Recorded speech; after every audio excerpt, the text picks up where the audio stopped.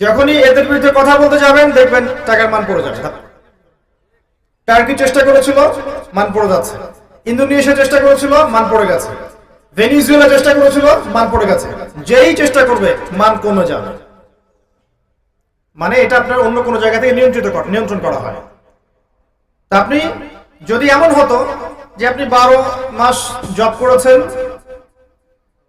12 লক্ষ টাকা আপনাকে দেয়া হয় নাই, আপনাকে 12,000 দিনার দেয়া হয়েছে বা 12,000 দিরহাম দেয়া হয়েছে।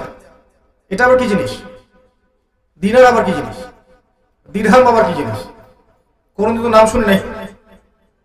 সূরা ইউসুফ পড়েছেন? সূরা ইউসুফ আলাইহিস সালামকে কি দিয়ে কিনেছিল? দিরহাম দিয়ে। সূরা আলে ইমরানের মধ্যে দেখবেন দিনারের কথা আছে।